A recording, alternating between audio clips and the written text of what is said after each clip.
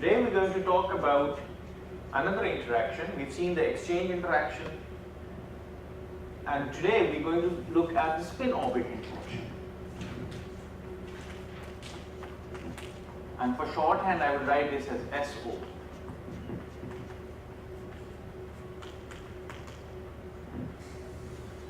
The spin orbit interaction is one of the most important interactions for magnetism. It gives rise to different kinds of magnetic behavior. For example, it gives rise to differences between hard and soft magnetic materials. The underlying mechanism is the magnetocrystalline anisotropy.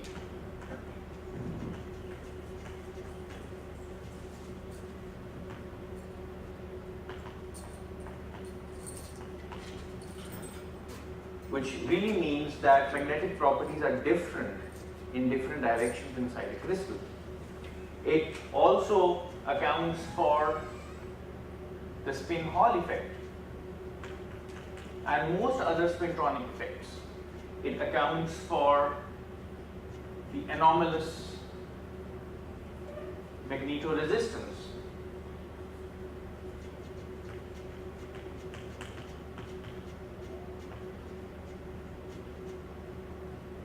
Which means that depending upon the magnetization of a material, the resistance to conduction current flow will change. It also determines, for example, magnetostriction. That is, whenever we impose a magnetic field on some materials, the material can expand or contract. Its elastic properties can change. So, as if you remember, we talked about spins, and the primary mode of interaction of the spins with the crystal structure or the lattice is through the spin orbit interaction.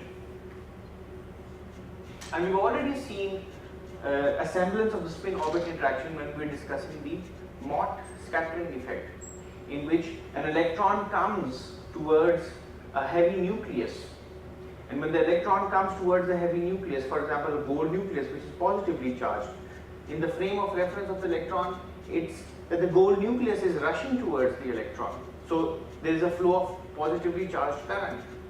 Now that current produces a magnetic field, and hence the spins of the electrons can be deflected by that magnetic field. So this is the origin of the spin-dependent scattering. The giant magnetoresistance effect, the tunneling magnetoresistance effect, all of these effects have their origin in the spin-orbit interaction. Therefore, we need to understand it really well. The origin of the spin-orbit interaction is actually really simple to understand. And you might have seen this already in quantum mechanics or atomic physics courses. So the origin is, let me give you a semi-classical treatment of the spin-orbit interaction. Suppose you have a proton and an electron going around the proton. So this is the Bohr model. Suppose this radius is r. So you have an electron going around the proton in the Bohr model, the naive Bohr model. Now in this model, the charge on an electron is minus e. If the direction of rotation of the electron is given by this direction, then this really means in the rest frame of the electron, it's actually the proton that is going around the nucleus. So this is the rest frame of the proton. If you look at the same diagram in the rest frame of the electron, it's the electron that is at rest and the proton that is going around the electron in this direction, right? So now this is the electron which is at rest and the proton is going around it. So if I associate with this flow of charge a current I know that that I is going to be given by minus E over the time period. The time period is 2 pi r meter. We know that this is the current, the effective current. Associated with this current, there is a magnetic moment minus EV pi r squared over 2 pi r. We've already derived this, so I get minus E over 2 m mvr, which is the angular momentum of the electron. So associated with the motion of the electron and with the motion of the proton, there is a magnetic moment. Now I can find out, suppose that this is the electron and the proton is going around the electron. Now this constitutes a current. The magnitude of the current is given by this. This is the magnitude, this is the current.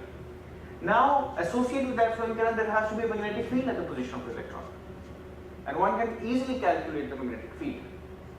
So the magnetic field at the position of the electron due to this flowing proton is given by the Biot-Savart law. So you can easily calculate this as mu naught over 4 pi r squared I dl cross r, which gives me r 2 pi I, which is, and I'm talking about the magnitude, this is EV over 2 pi r. Okay, so this is the current I dl cross r. I integrate dl, which is r d phi. I get an r here and a 2 pi over here. So I can do some cancellations.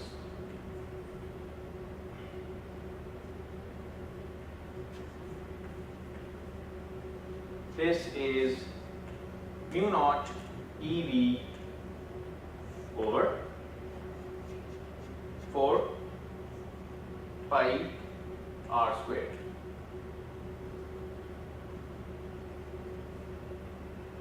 So what I could now do is, this is the magnetic field, the effective magnetic field that the electron sees in its own frame of reference. So the effective magnetic field seen by the electron is mu naught, its magnitude is mu naught E. Now I multiply with m and r in the top, so I get an angular momentum 4 pi m r cube. Okay.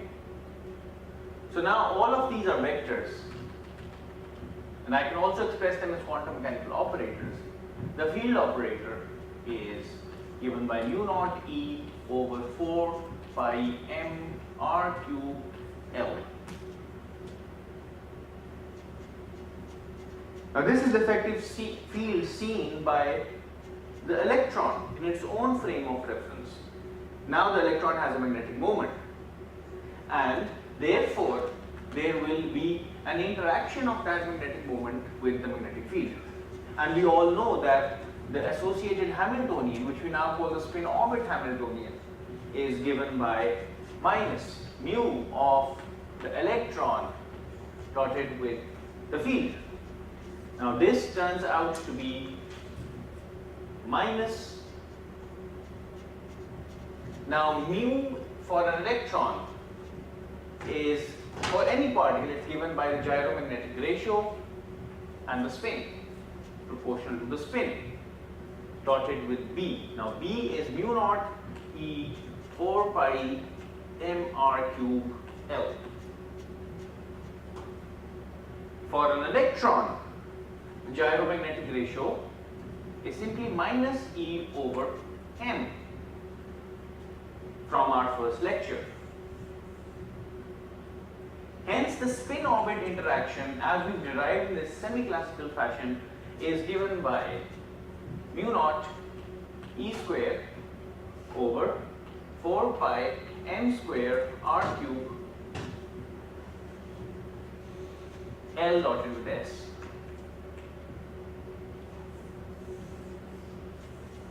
This is the spin orbit interaction, the Hamiltonian for the spin orbit interaction. Now you see a coupling between the orbital angular momentum and the spin angular momentum.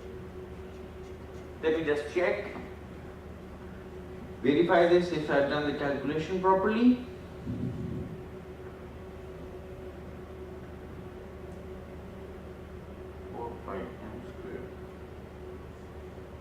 seems correct.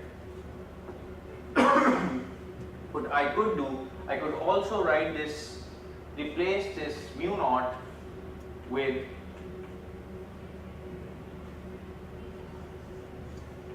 epsilon naught c squared, 1 over epsilon naught c squared, L dot S. This is a spin orbit interaction. Any spin orbit interaction has this general form. There is some coefficient which might depend upon the fundamental constants and might depend upon some property of the orbit, and a dot product between the angular momentum, orbital angular momentum operator and the spin angular momentum operator. This is a general form of the spin orbit interaction. Now this result is only semi-classical and it misses the exact factor, the exact result, which is the relativistic result by a factor of 1/2. Because what we have here is a non-inertial reference frame. So if you would like to transform, so what is really happening is that the electron is seeing a proton and there is an electrostatic attraction. There is an electrostatic force that the electron sees. Now since the electron has a velocity, in its own reference frame that electric field is replaced by a magnetic field. So the effective magnetic field that the electron sees is given by V crossed with E over C squared. This is the effective magnetic field that the electron sees when it is moving with a velocity V inside an electric field. These are the Lorentz transformations. Now, since we have circular motion involved, the frames of reference is non-inertial. This equation holds for an inertial reference frames. So in order to account for that non-inertial frame, there is a factor of 1/2 involved, and this factor remained a controversy for a long period of time until Dirac proposed the Dirac equation, and it comes out naturally of the Dirac equation. This is called the Thomas's precession factor. And I will not, it's not my task here to go through the derivation of this.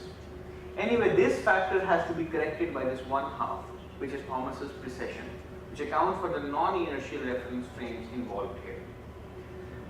Now, the upshot is that the spin orbit interaction involves some coefficient and a dot product between the orbital degree of freedom and the spin degree of freedom.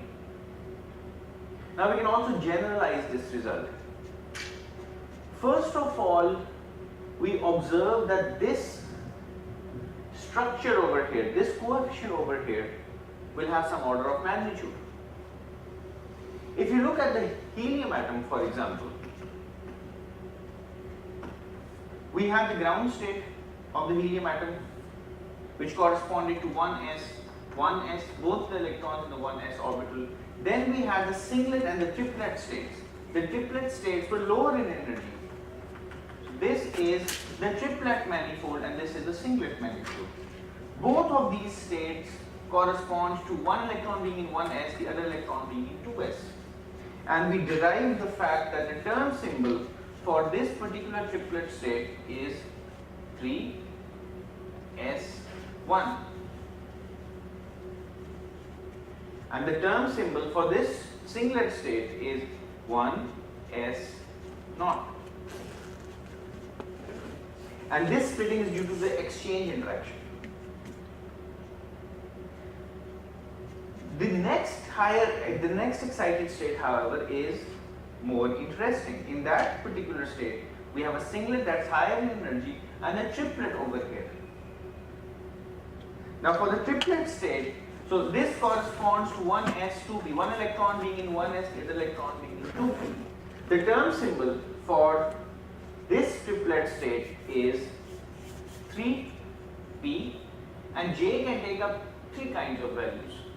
J can be 0, j can be 1, and j can be 2. Since s is 1, L is 1, so j can be 0, 1 or 2. So there are three kinds of states that live here. Okay? And there is only one kind of triplet, 1p singlet, 1p, so L is 1, 1p1. Now, the splitting between the singlet and the triplet we know is due to the exchange interaction. But there are three different kinds of triplets, three different kinds of 3p terms. Now, are the energies of these three terms the same or are they different? It turns out that this level is split up into three levels corresponding to the different values of J.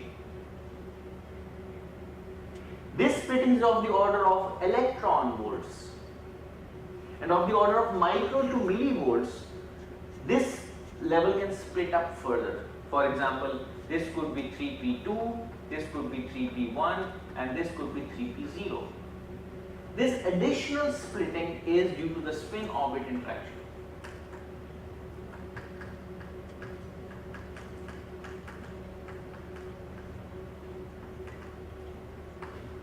And this is a minute effect. We'll show in a minute that this is alpha squared times smaller than this effect, than the Bohr's energies. It's much smaller. Alpha is the fine structure constant. So this splitting is achieved through the spin orbit interaction, and it's a small effect that rides on top of the Bohr energies, okay, and rides on top of the exchange interaction. Now, how was this effect discovered? This effect was discovered, for example, through the splitting of the doublet, sodium doublet. In sodium is a simple atom because its electronic configuration is 1s2, 2s2, 1s2, 2s2, 2p6, 3s1. Okay, so this is a valence electron. So the ground state, of course, is 1s, is 3s. Then you can have the 3p state, the 3p level, 3p, small p. The electron could be promoted to 3p, the 3p atomic orbital. Now this atomic orbital, if you look at the term symbol, L equals 1, so this is capital P. Now spin is just one electron, so the spin is just 1/2. So 2s plus 1 is 2. Now what are the different values J can take? L is 1, spin is half. J can be half or 3/2. So J can take up two values. Now due to the spin orbit interaction, this level is split up into two levels.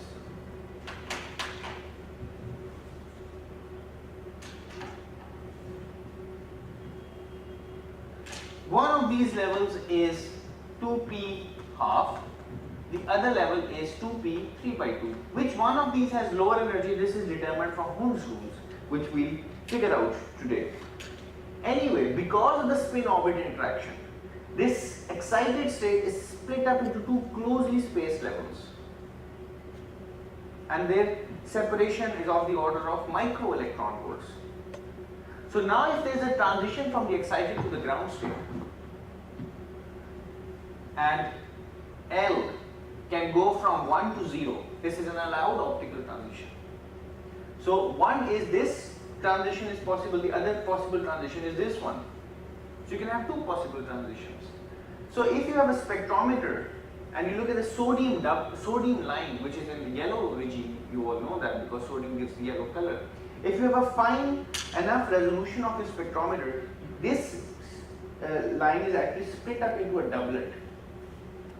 This is called the sodium doublet.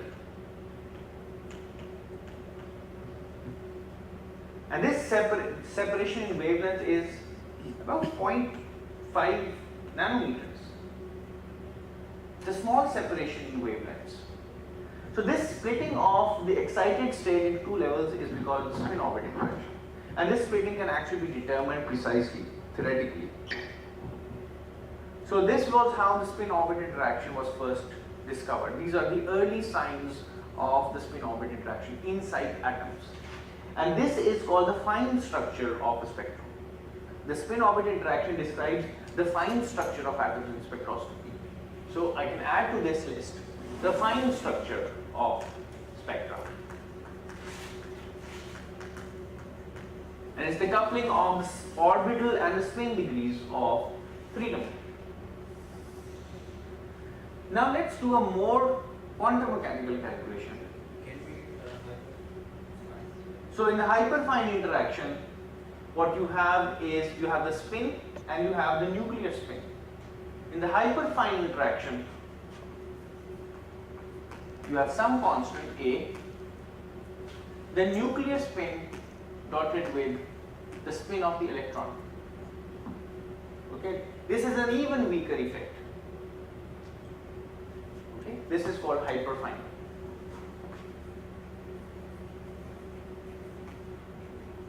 Okay, and you have some lambda L dotted with S.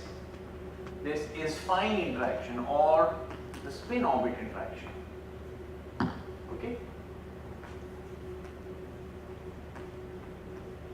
All right. Now let's do a more quantum mechanical calculation, because that's important when we study real solids. If you calculate the field over here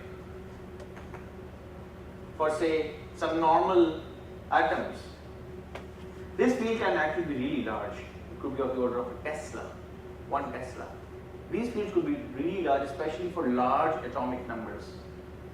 Remember one more thing, if you have an electron, a single electron which is in the s orbital, what is the spin for electron in the s orbital? What is the orbital angular momentum in the s orbital? 0. So spin orbit interaction only exists when the electron is in a p orbital or a d orbital or an f orbital. If it's in the spherically symmetric environment, spin orbit interaction does not exist. So you need some kind of departure from spherical symmetry to switch on the spin orbit interaction. Alright. Now let's do a more quantum mechanical description for this effect. And let's try to write down the Hamiltonian. Remember when we studied the Pauli equation, we wrote a Hamiltonian that depended upon the spin. And that Hamiltonian was given by gamma s dotted with b minus gamma s dotted with b. Now which b are we talking about? Suppose no external magnetic field is applied and an electron is actually moving inside an electric field. The effect over here, the effect inside the atom. The electron is actually seeing an electric field, but it has a certain velocity. And the velocity is normal, it has some component that is normal to the electric field, otherwise this is going to be 0. If the velocity is parallel to the electric field, the effective magnetic field is going to be 0. So the velocity must have some component normal to the electric field. Now, in this Pauli equation, there is a spin-dependent Hamiltonian. Now, what B are we talking about here?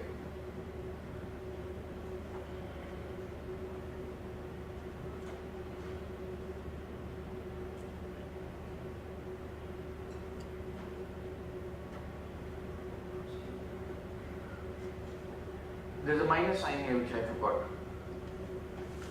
Now, the effective magnetic field seen by an electron is given by minus V times the electric field.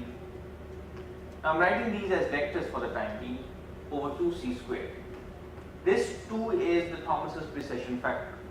So what we're going to do is, now you have an electron that has a certain velocity inside an electric field.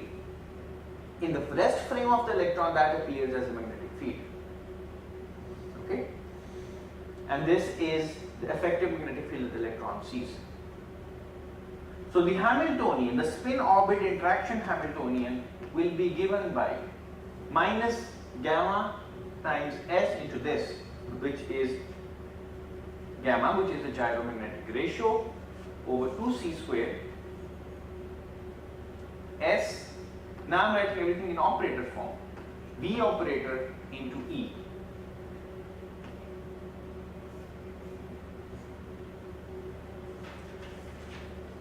Okay, S is now the spin angular momentum.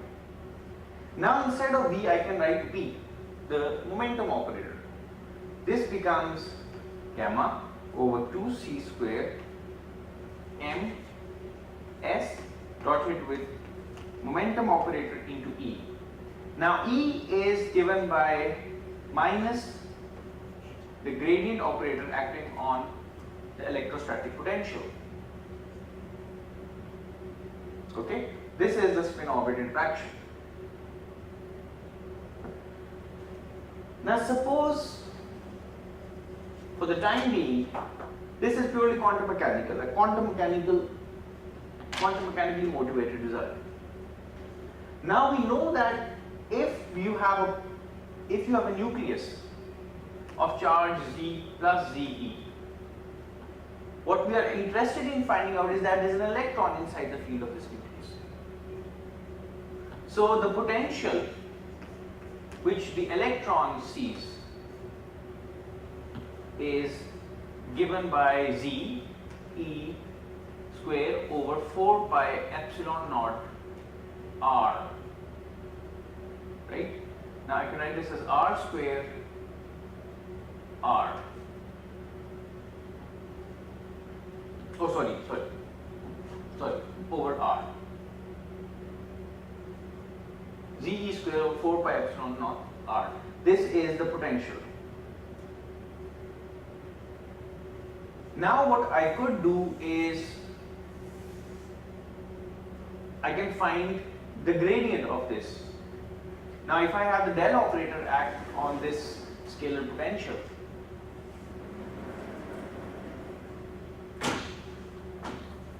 the gradient operator acting on the scalar potential is minus Ze square 4 pi epsilon naught R minus 1 minus R square. This is what happens when we have the gradient operator act on the scalar potential. Okay, I can express this as minus Ze square R vector 4 pi epsilon naught R cube. Now I insert this value into the Hamiltonian. The Hamiltonian is given by minus gamma over 2c square m. Now all of this is a constant, so this becomes plus Z E square 4 pi epsilon naught R cube S E cross with R. Now instead of vector I put an operator sign, and don't put, this is not the unit operator, this is an operator, quantum mechanical operator. That's why I put a hat on it. It's not the unit vector.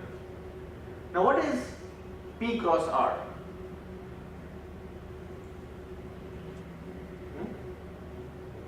It is the angular momentum operator, orbital angular momentum operator, which is minus R cross P. So this is minus L. So this becomes minus gamma is E over M. So I put an E here. E Z E cube 2 C square M square 4 pi epsilon naught R cube S dot with L. Now then a quantum mechanical derivation of the spin orbit interaction.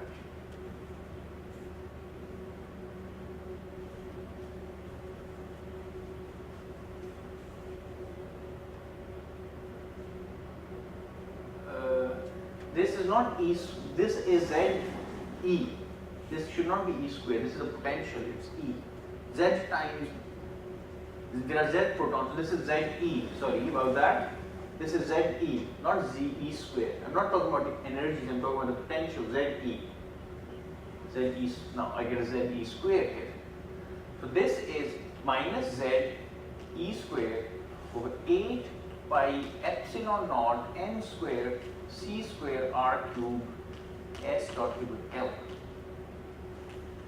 Spin orbit interaction. Now how do I compare this with this result? It's exactly the same. And the 1/2 factor is automatically included in here because I used the correct expression for feed.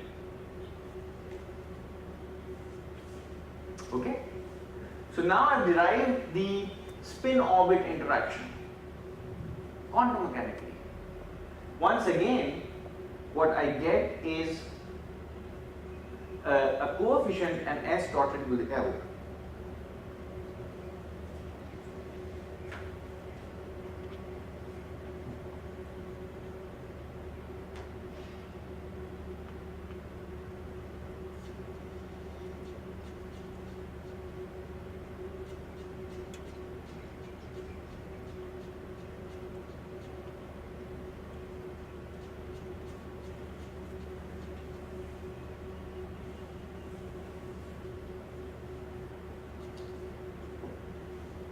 So this is the potential ZE over 4 pi epsilon naught R.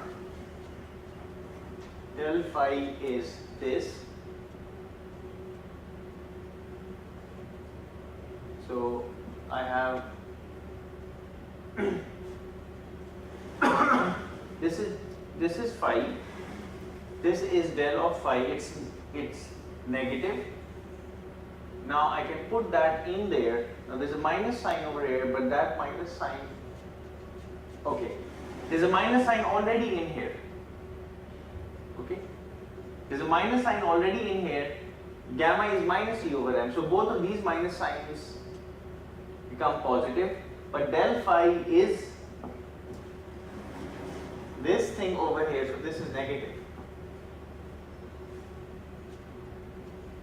When this is negative, I can concatenate this minus sign with P cross R. This becomes R cross P. This becomes L, and this is in fact positive. So my signs match out properly. It's the same sign as I have over here. Now what I could do, does this make sense algebraically? Simple. This is the spin orbit interaction. There's a negative sign already here. This is negative. This thing is negative. This thing is negative, right? So my final result should be negative. But L is defined as R cross P. So this negative sign is subsumed into this L. This is my final result, which actually matches this result. This is for a single proton. This is for Z protons inside the nucleus. Now you will observe that spin orbit interaction scales with the atomic number. Higher the atomic number, higher will be the spin orbit interaction. Now what we need to do is we could get order of magnitudes estimate for how much is the spin orbit interaction. How large is this interaction? Okay. Now this result, if I'm talking about a single electron, I will generally tend to replace these big variables with small variables for a single electron, if I'm talking about single electron. So I can write this result in the following fashion. This is Xi. Now this thing over here, this R, actually depends upon which orbital you're talking about. So I put NL here, because this is a function of R, and I have S dot with L. This is my spin orbit interaction. Now if I want to find out the energies associated with spin orbit interaction, I have to diagonalize this ametrope.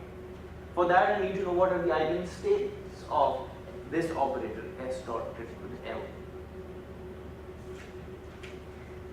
Now this is a problem in normal in the angular momentum, in the quantum mechanics of angular momentum. So I can easily find out the eigenstates of this operator S dot L from using my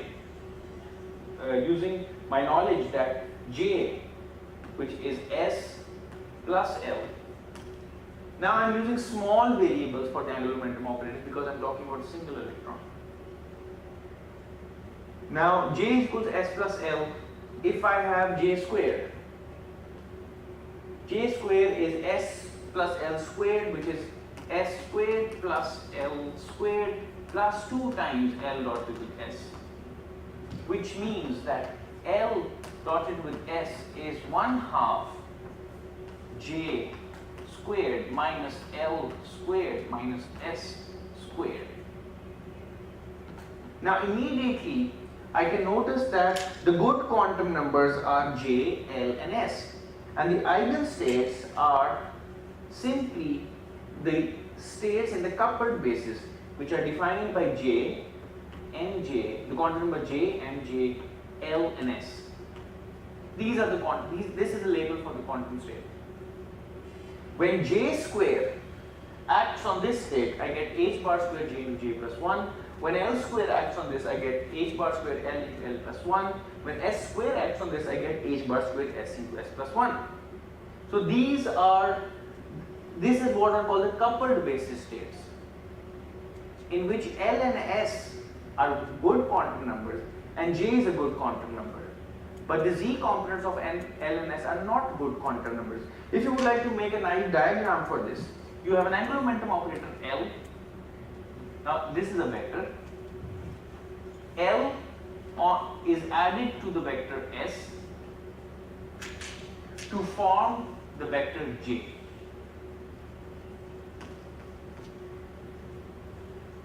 Now this vector J can rotate about the quantization axis. The angular momentum J, which is just the magnitude of the total angular momentum, is well defined. Its Z component, which is this Jz, is well defined. But the Z components of L and S are not well defined. They have to rotate in tandem in such a manner that their resultant equals J. When J rotates, L and S, both of them are revolving around in such a fashion that their vector sum always equals J.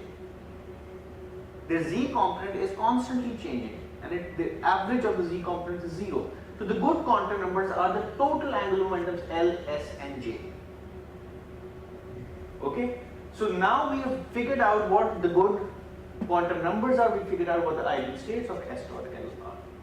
Hence, the expectation value of the spin orbit interaction, which will give you the spin orbit interaction energies.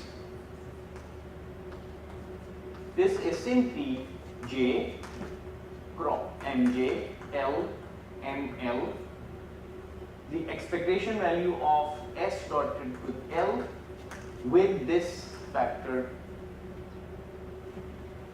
xi, with all of this, right? Xi, Ml, R, S dotted with L, J, Mj, L, S. Okay, so everything is a constant. We have Z, E square, 8 pi epsilon naught m square c square r cube cannot come out of this, and I'm left with,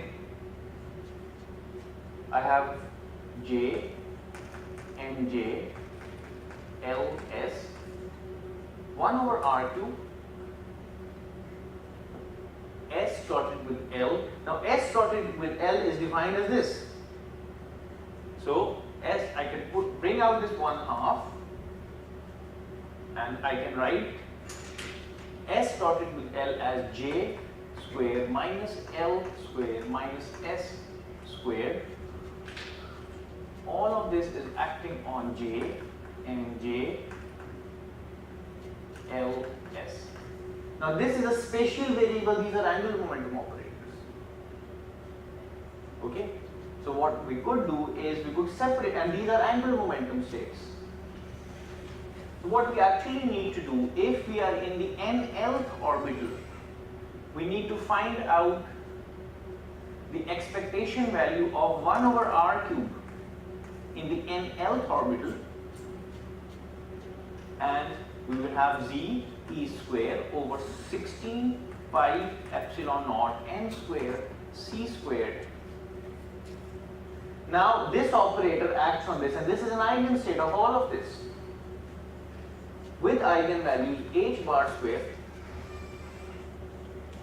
When this operator acts on this, I get j plus 1. Now these are quantum numbers, therefore I am not putting a hat on top of these.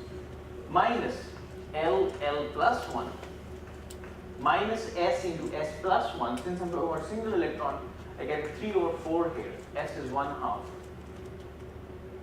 1 half plus 1 of 3, right?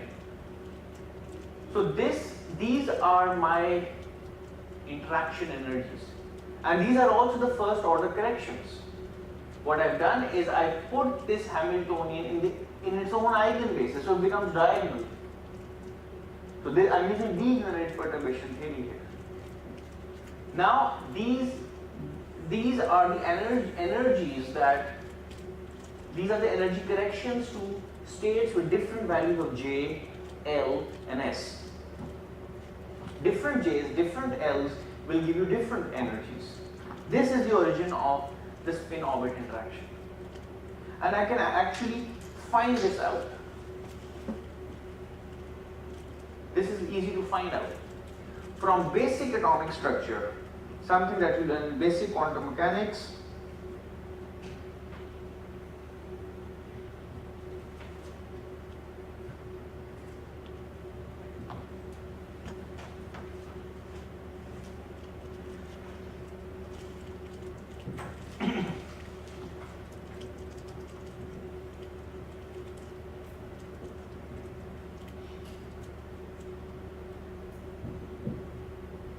This thing over here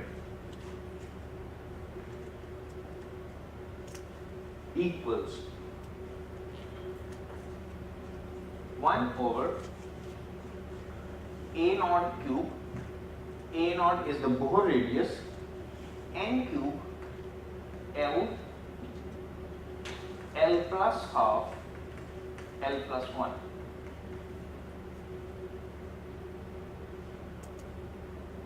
Right?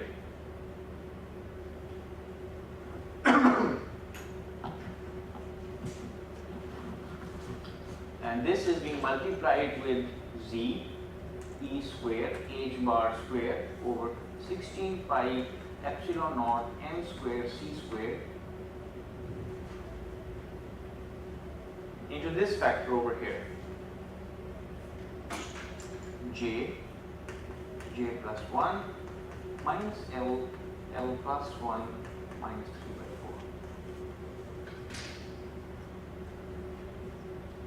4. Now all of this is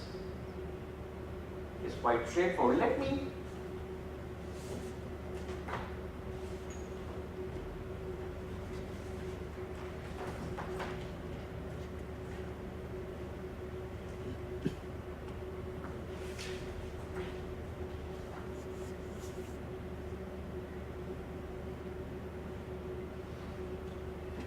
now I can use the expressions for A naught. A naught, the Bohr radius is, we all know, it's given by 4 pi epsilon naught h bar over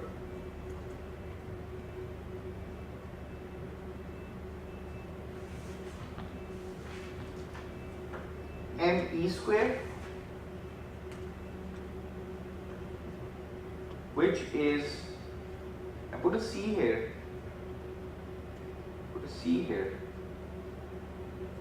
e square over this becomes alpha mc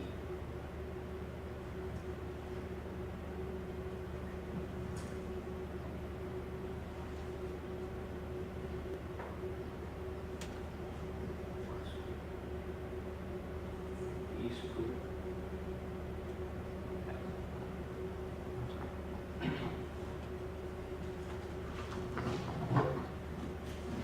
A naught is 4 pi epsilon naught h bar square m e square. This is alpha h bar. Okay, so this is my A naught.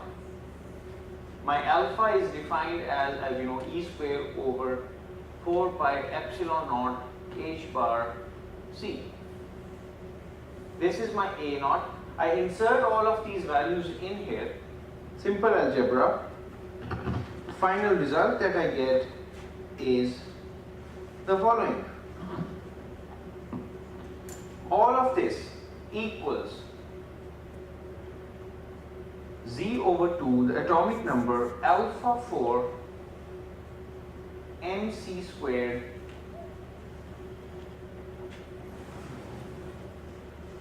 into 1 over n cube L plus half L plus 1 into J plus 1 minus L plus 1 minus 3 by 4. Alright. Now a moment of truth. The spin orbit interaction energies eigenvalues, which are the first or also the first order corrections due to the spin orbit Hamiltonian. Okay, so what we have here is the spin orbit interaction is switched on here. This level is split up. So the first order corrections are what I'm calculating over there. So this is the 0th order energy. Of course, after taking into account the exchange interaction. Now on top of that, the spin orbit interaction is switched on, which is a small effect, which is a perturbation. And the splittings of this level, the energy splittings are given by the expression over there. Now if you look at this expression, this has the following form. Z over 2 alpha square mc square into alpha square into some factor corresponding to which orbital the electron lies in. J plus 1 minus L plus 1 minus 3 by 4. Now if you notice, this thing over here is equal to 13.6 electron volts. This is simply the Bohr energy over here. With a minus sign, of course, in the Bohr model you have a minus sign. So this is 13.6 electron volt. Now the spin orbit interaction is alpha squared times smaller than this energy. And alpha is 1 over 137. So it's 3 to 4 orders of magnitude smaller than the Bohr energy. It's a really minute effect. Alright?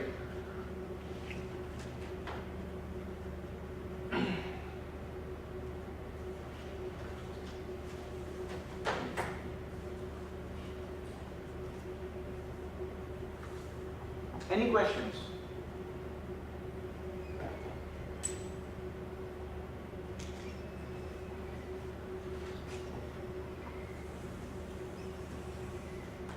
Now if you have multiple electrons,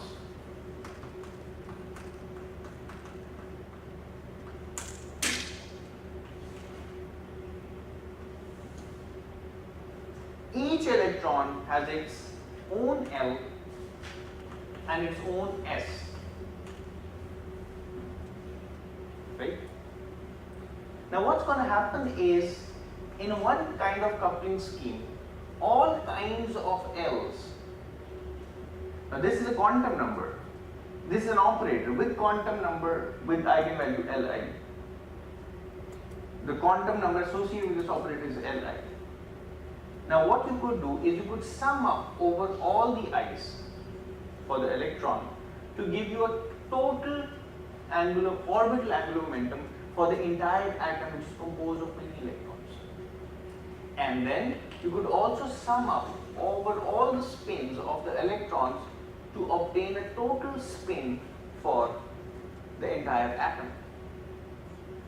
Now once the orbital angular momentums of the electrons have coupled together to give you a total orbital angular momentum, and the spins of the electrons have all coupled together to give you a total spin, then for that entire electronic system inside the atom, you can define a total angular, orbital angular momentum and a total spin.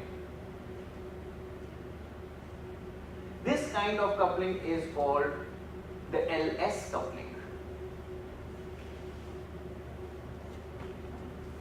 or the Russell-Saunders coupling. Okay. And this coupling is prominent for low atomic numbers, which are small spin orbit interactions. So what we have here is we have multiple electrons, each one of them has its own orbital angular momentum, and these are going to add up vectorially to give you a total angular momentum, orbital angular momentum. Likewise, the spin angular momentums are all going to add up to give you a total spin for the atom. And then the L and the S couple together through the spin orbit interaction. Now if spin orbit interaction is really strong, then this kind of coupling breaks down. Then what's going to happen is that the L and the S first mutually couple because of the spin orbit interaction, which is strong, which is dominant, to give you a Ji for the electron. Now that all the Ji's then add up to give you a total J. In this case, in the Russell-Saunders scheme, L and S add up to give you a total J. So J could be L plus S, L plus S minus 1, all the way up to L minus S. This is how we add angular momentum. This is the Russell-Saunders scheme. In this kind of coupling, in which the spin orbit interaction is really fast, each electron's orbital and spin angular momentum first couple to give you a J, and then all the J's add up. They have to be added up according to the rules of addition of quantum mechanics. This is the other extreme of coupling, which is called the JJ coupling. So we have two regimes of coupling, JJ coupling and the Russell-Saunders coupling, or the LS coupling. This is valid only for atoms with high atomic number. Now what I have for you is the periodic table, and you need to keep this periodic table with you in all classes and in all exams, because this is going to be our friend for the remainder of this course. We're going to be studying real structures.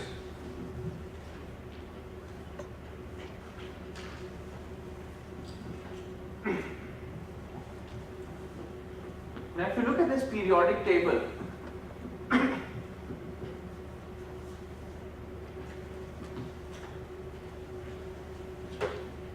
the bottom two rows, they represent, the first row represents the 4F elements.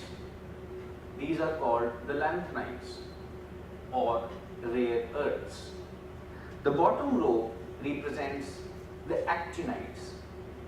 JJ coupling is a good model for the actinides.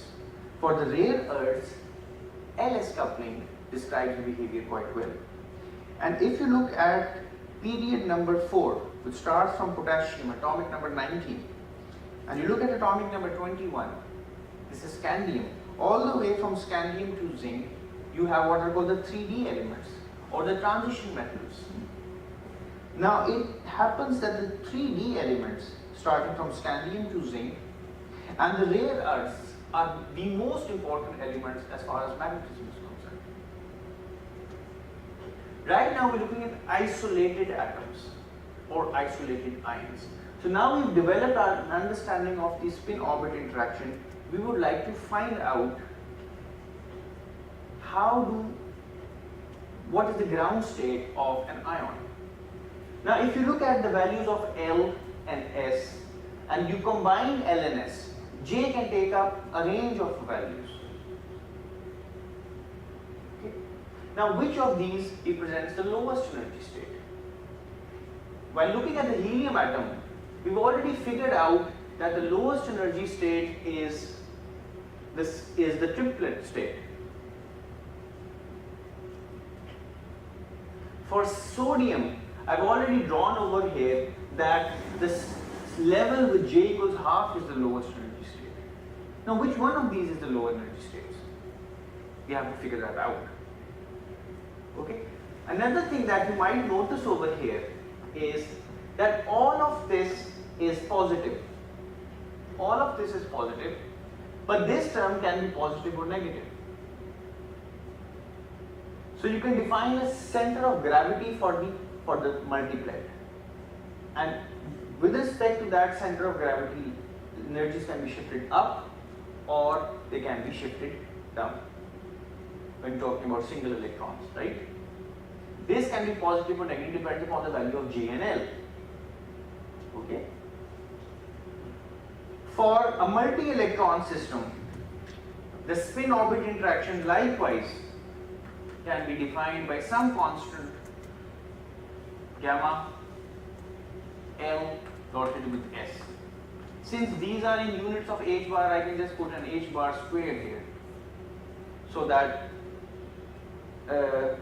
this has units of energy. Okay, this gamma will acquire units of energy. So for a multi-electron system, I can define a spin-orbit interaction within that system as the dot product of the total orbital angular momentum with the total spin. Now what we would like to do is we would like to establish the Hund's rules.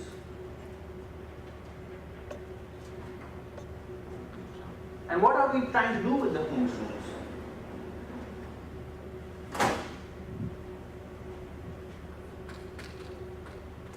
The Hund's rules establish the ground state of ions, and it determines whether the ion is paramagnetic or whether it's not paramagnetic, whether there is some magnetic character to the ion or not.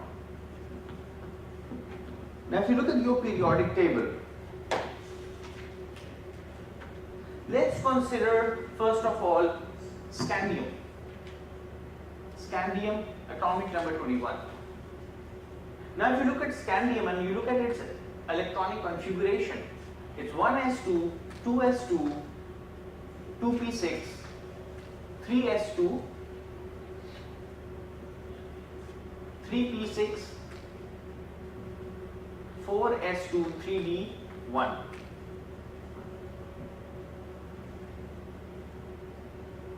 Alright, this is electronic configuration. Now if you look at these orbitals, they lie very close together in energy.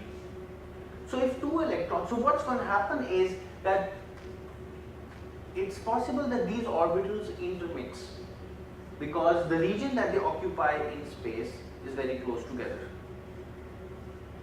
Okay. So what you could have is that this state converts to 4s0, there is no electron in the 4s orbital and there are 3 electrons in the 3d orbital. Now if another way, now this is the elemental state, this is one possibility for the elemental state of scandium. Suppose 2 electrons are ejected from the native atom. Now which of those 2 electrons are ejected? If the energy of these orbitals is somewhat similar, those 2 electrons could be ejected from anywhere. It appears that it's easier for the electrons to be ejected from the 4s orbital. So if 2 electrons are ejected, this scandium becomes a divalent ion with an electronic configuration in which only the valence, I'm going to write down only the valence configuration. I have 3d1 over here. 2 electrons have been ejected from the 4s orbital. Okay, and all of this is 4, 6, 10, 2, 12, 18. This is neon. This is iso electronic with neon. Right, argon.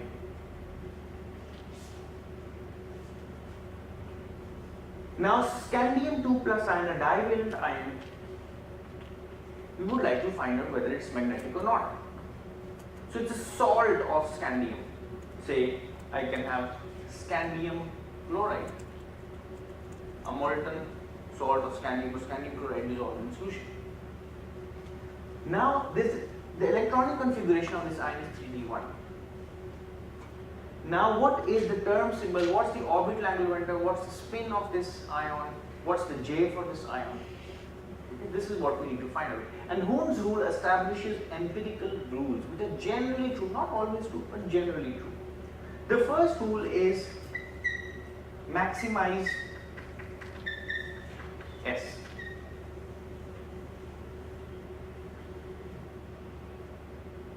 Alright. Now maximize S. What this means is, now that single electron has to occupy a 3d orbital. Now there are 5 kinds of 3d orbital, d orbitals. The d orbital has L equals 2. So ML has 5 possibilities, 2, 1, 0, minus 1, minus 2. So I draw a box for that. And the ML values I write down here. This is 2, 1, 0, minus 1, minus 2. The first rule says is I want to maximize S. So I have one electron. That electron has to be in some state. Okay, suppose I draw it as an up arrow, which means it's in the alpha state. Hund's rules are not really, they don't show the full might here because it's just one electron, but nevertheless, we complete this example. Now there's one electron with ms equals 1/2. The sum of all the ms's is 1/2. So I denote this by capital MS. This is the sum of all the ms's, it's 1/2. There's only one electron. Now ms is the z component of the total spin. If this is 1/2, this means that the total spin has to be 1/2. One electron spin 1/2, that's quite evident. Now there's one electron in here. Its ml is 2, right? The second rule is, now this rule, I haven't shown the full glory of this rule because this is just one electron, but nevertheless, the second rule is maximize L, given the S already found. This is the second Hund's rule. Now, for this single electron, ml is 2, capital ML, the sum of all the mLs is also 2, which means that L must be 2, because I must have this L to have an ml equals 2. Now I have defined S and I have defined L. Now I would like to write a term symbol for this. Since the total orbital angular momentum is 2, I write this as capital D. The term symbol is D. Now the convention is that if I have S, this corresponds to L equals 0. If I have P, it corresponds to L equals 1. D corresponds to 2. F corresponds to 3. And then I have G corresponding to 4. H corresponding to 5. I corresponding to 6.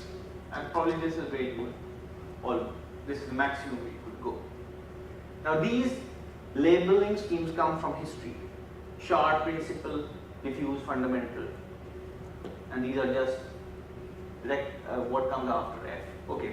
So now I have a D term because L equals 2. On top of this, I write 2s plus 1, which is the multiplicity.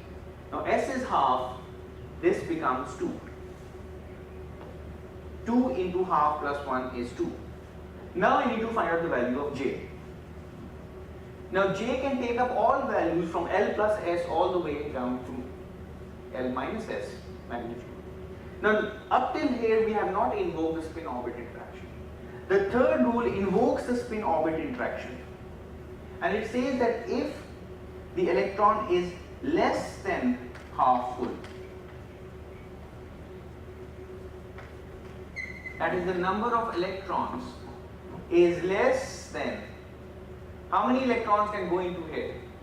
2 times 2l plus 1, right?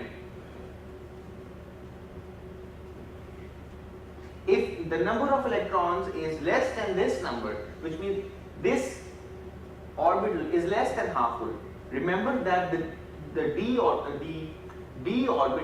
can take how many electrons? 10 electrons in total. So if this orbital has less than 5 electrons, so 2l plus 1 is 5. So if it has less than 5 electrons, n is less than 2l plus 1, then J equals L minus S magnitude. And if it has more than half, it's more than half full,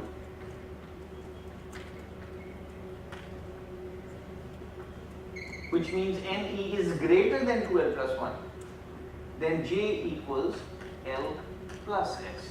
Now this orbital is less than half full, so J equals L minus S, 2 minus half, which is 3 by 2. So I put the value of J here. This is the term symbol for scandium, the divalent ion.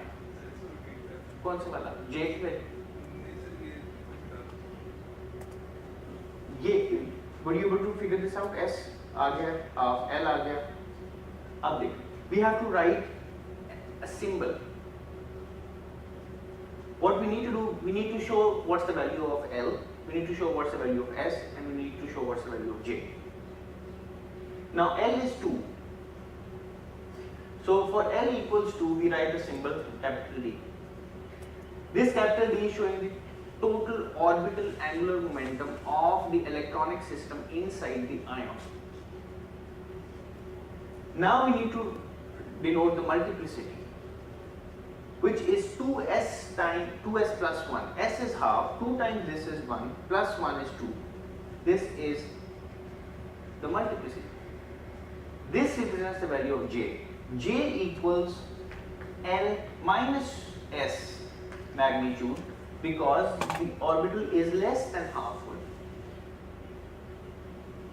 So L is 2, S is half, I get 3 by 2. This is the term symbol for scandium 2 plus 1 or 3D1. Now let's do a few more, okay, for completeness.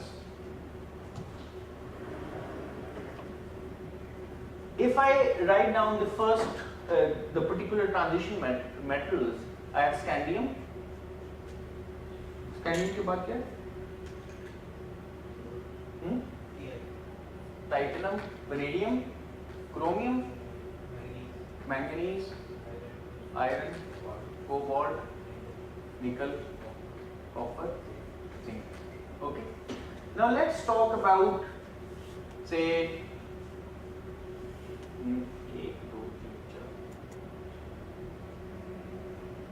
for example, let's consider manganese 3 plus.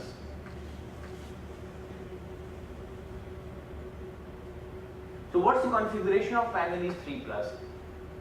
So 1, 2, 3, 4, 5, fifth position, 7 electrons in total, 3 go away, left with 4, 3d4.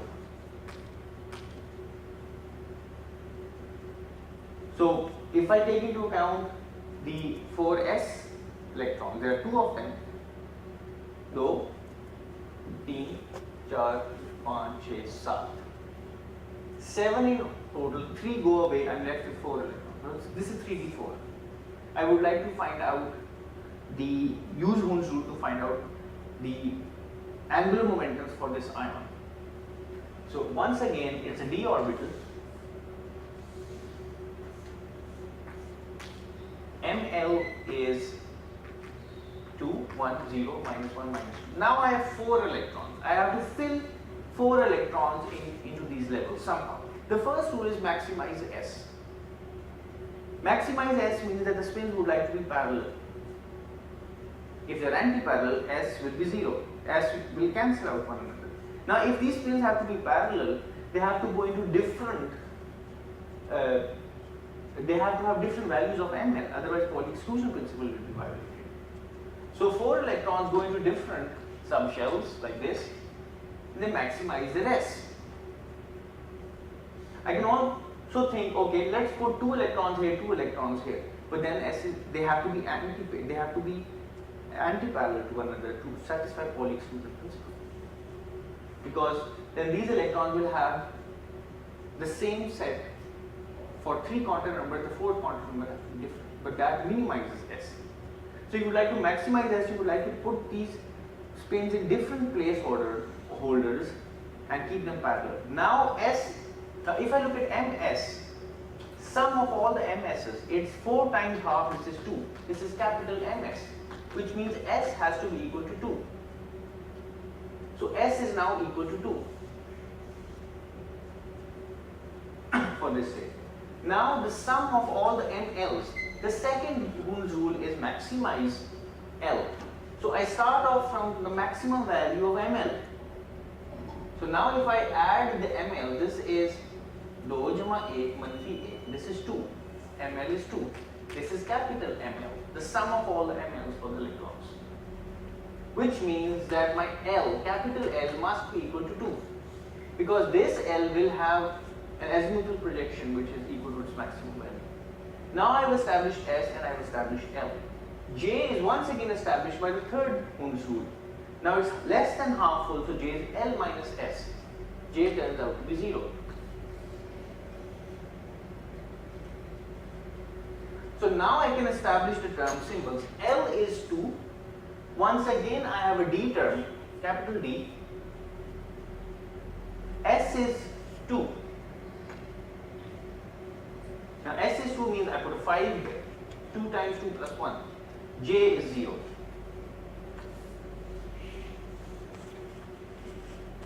Now this ion does not have a total angular momentum. It does have a spin, it does have a, alright? But it does not have a charge. Likewise, I can find out the term symbols for all the particular elements. Let's take one example of something that's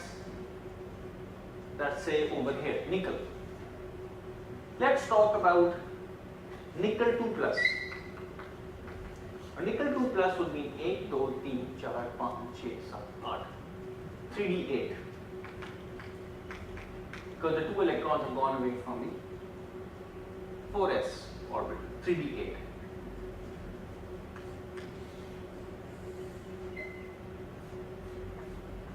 ML 2, 1, 0, minus 1, minus 2. Maximize L. Oh, maximize S. Now I have 8 electrons. I've only put in 5. So 3 electrons, that's the best I could do. 3 electrons have to go in here, but with opposite spins. Now this makes S equal to 1 because these are paired electrons, their spins will give us 0. The total MS is 0. So S is 1. Now L is 2 plus 1 is 3. How do I know that? Sum of all MLs, 2 plus 1 plus 0 minus 1 minus 2, 0 plus 2 plus 1, 3. So L is 3. Now this is more than half full. So J equals L plus S. Okay, 4. This is the ground state. The term symbol is, now L is 3. 3 corresponds to F. F. S is 1. This becomes 3. J is 4. The term symbol for the ground state for this ion is 3F4. Now this has some J, this has some orbital angular momentum. If you put this inside a magnetic field, it will respond, it will have a magnetic moment. This will not have a magnetic moment. Manganese 2 plus will have a magnetic moment. Alright, so this is how you build up these term symbols. Likewise, you could repeat the same procedure for the 4f elements. Now I have shown some items to show you on the computer.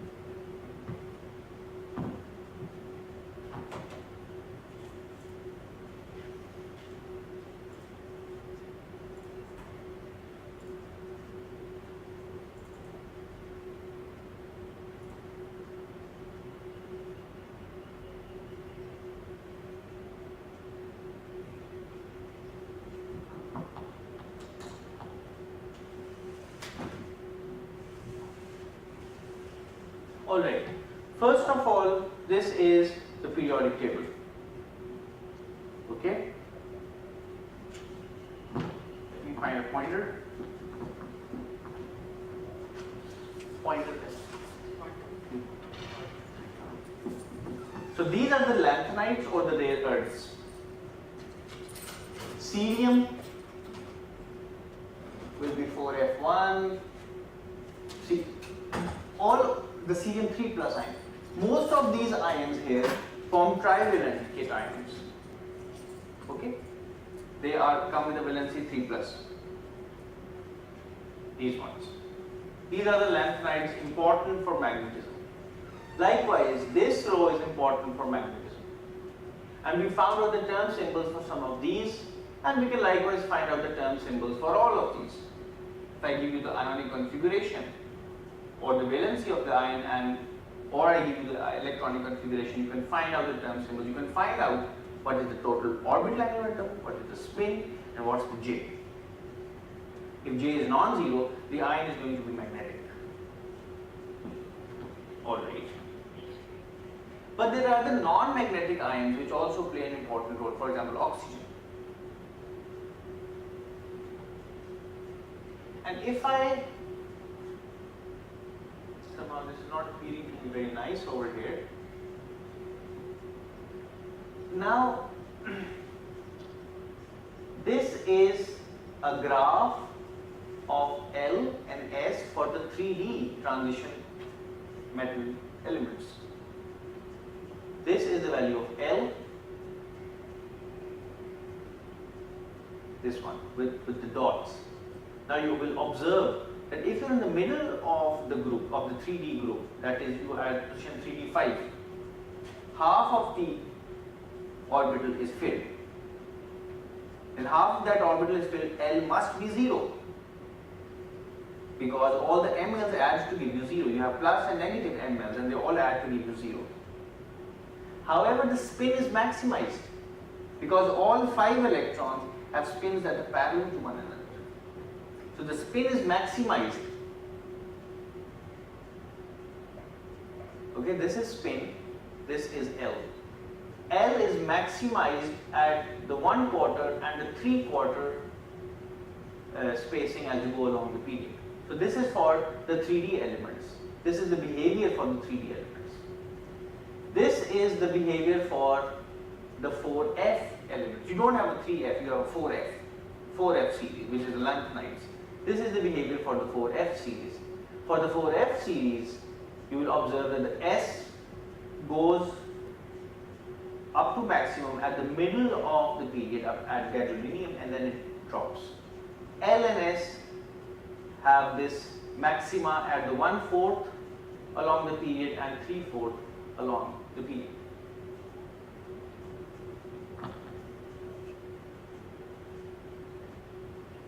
Now if you look at this relationship over here, here we have the 3D ions and examples of 3D ions. So 3D1 is scandium 2 plus, titanium 2 plus is 3D2 because it's the next element in the period. If you have titanium 3 plus, then its electronic configuration is going to be 3D plus, 3D1. It's going to be isoelectronic with scandium 2 plus. Fe2 plus, if I have Fe3 plus ion, that's going to be 3D5. Okay, so nickel is 2 plus, chromium could be 3 plus. If chromium is 3 plus, then it's going to be 3D3. So keep these things in mind. You have to find out how many electrons have been ejected from the atom. Some ions, for example iron, chromium, can exist in divalent as well as in trivalent forms. Okay, so you have to keep that in mind. Most of the 4F elements exist as trivalent ions. Now there is some background for the Hund's rule. The first rule says maximize S. Now when you have more than 2 electrons, it's not possible to talk about the singlet and the triplet states. Okay? However, the total wave function has to be anti-symmetrized. That's true. But it's no longer possible to talk about a singlet 3-spin state and a singlet or a triplet 3-spin state. What is important is that the total wave function is properly symmetrized. The spatial part is properly symmetrized and it is correlated with the correct spin wave part. So maximizing S means that your spatial parts, think in terms of the helium, maximizing S means that you have a triplet state. Triplet state means that the spatial part has to be antisymmetric, and it's only possible to be antisymmetric when the 2 electrons are in different orbitals. Otherwise you cannot have an antisymmetric state because that will collapse to 0. So the origin of the first Hund's rule is likened to the fact its origin is in the polysymmetrization postulate. The second rule is maximizes L, means that 2 electrons must have the same orbital angular momentum. That is convenient because if 2 electrons have the same orbital angular momentum, there is less chances of overlap. Less chances of overlap means that the electrons are going to avoid one another, and that's nice because the electrons are repelling one another, which raises the energy of the system.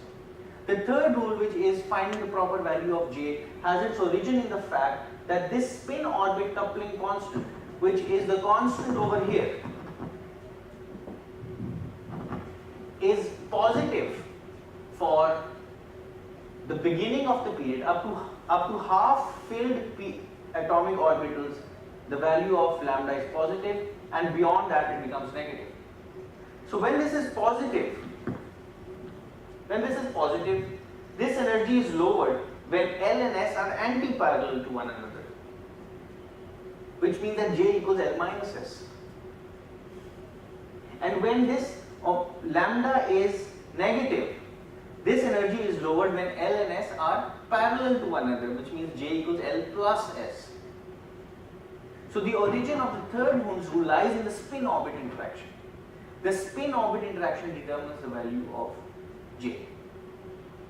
Okay, so by looking at these values of lambda, you can tell whether J equals L minus S or J equals L plus S is true.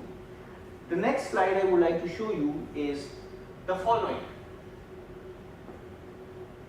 So these are the 4F ions, and if you look at the 4F ions, you can find out the value of S, L, J, you can find out the term symbols, and P is the effective magnetic moment, and this is the experimentally determined magnetic moment of the ion. If you have J equals 0, the moment is 0. For half filled or nearly half filled, L is 0 and S is, both of them are 0. If J happens to be 0, here J is 0, the theoretically calculated magnetic moment is 0, even though the experimental value is not 0, but that can be explained. This is good. This ion, I think it's called lutetium. For lutetium, J is 0, it's a completely filled shell, it's like an inert gas, everything is 0, everything is paired up. J is 0, L is 0, S is 0, the magnetic moment is 0 and the experimentally determined magnetic moment is also 0. So there is good correspondence between the theoretical magnetic moments and the experimental magnetic moments. And I need to tell you how do you find out the theoretical magnetic moments. I need to tell you about that. So I'm going to do that in a minute. I'll just take Imran, is it alright to 2-3 minutes more? Yes. Okay. So there's good correspondence between the experimentally determined magnetic moments and the theoretically determined magnetic moments for the 4F ions. Okay. However, if we come to the 3D ions, so these are the ions, these are the electronic configurations, these are the values of S, L and J, these are the term symbols, these are the theoretically determined values of the magnetic moment.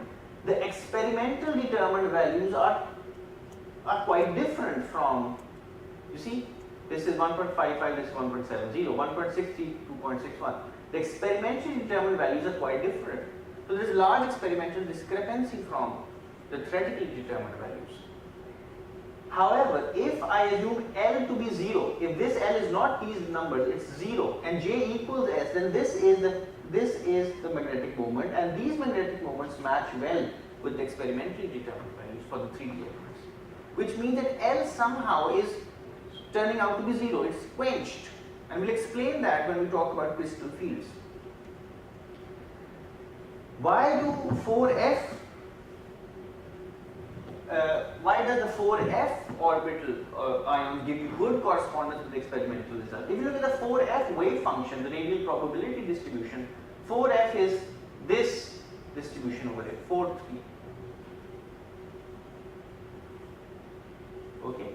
Now this 4F orbital is very close to the nucleus as compared to 4S, as compared to 4P, as compared to 4D. So the 4F radial probability distribution function is closer to the nucleus. So the valence electrons are actually closer to the nucleus than the other electrons. The other electrons in the 4S, the 4P electrons are further away from the nucleus.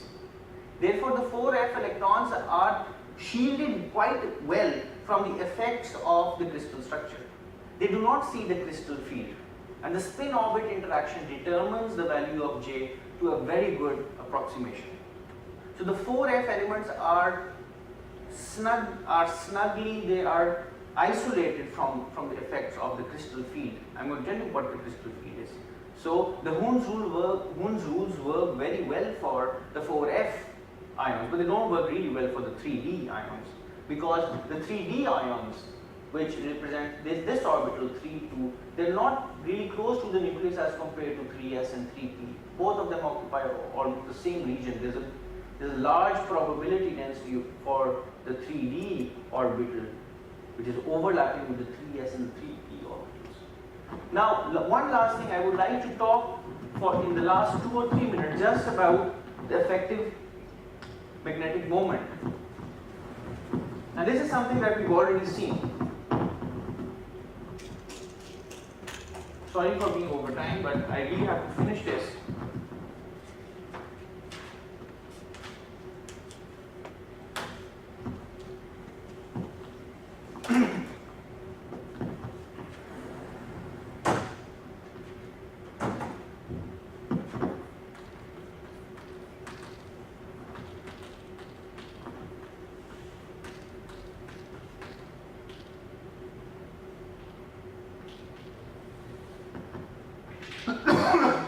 For spin half particles which have S equals half, L equals 0, and J must equal 1/2, right? Because L is 0. For such particles, we've calculated the susceptibility. The susceptibility in the high temperature approximation was calculated as N mu naught mu B squared over KBT in the high temperature approximation.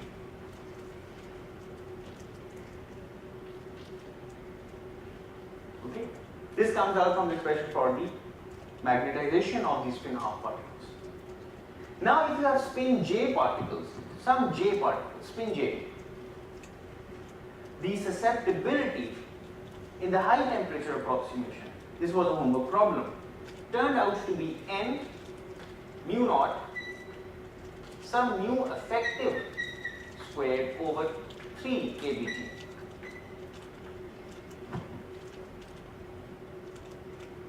Where this mu effective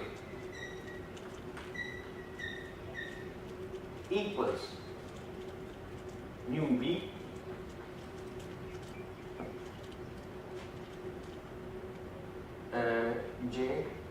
Gj mu b j into j plus 1.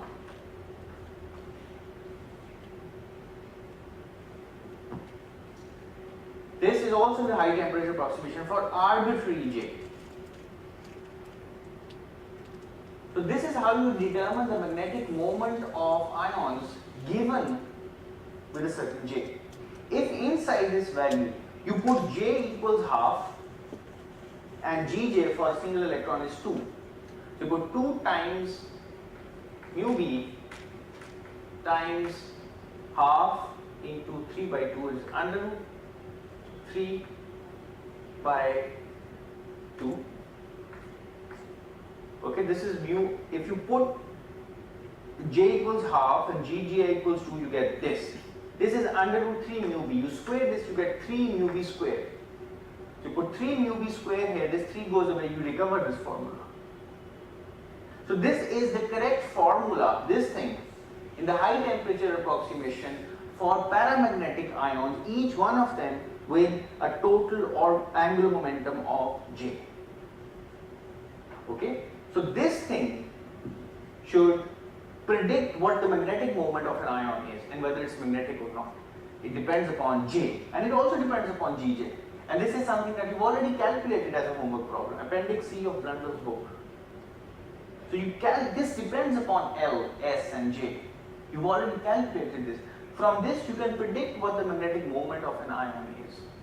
And for 4F ions, this formula works really well. This predicted magnetic moment is in excellent agreement with experimental results. Experiments are the final arbiter of whether your theory is correct or not.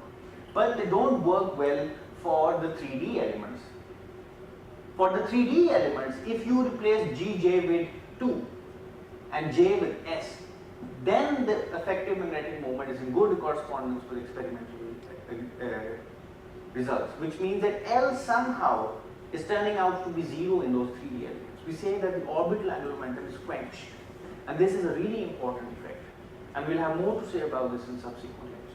So in the next lecture, what I plan to do, I would like to see what happens when this ion is in fact placed inside a crystal structure. Okay, so I would like to see the effect of the crystal field. So far we've seen the spin orbit interaction and the exchange interaction. Alright, thank you very much.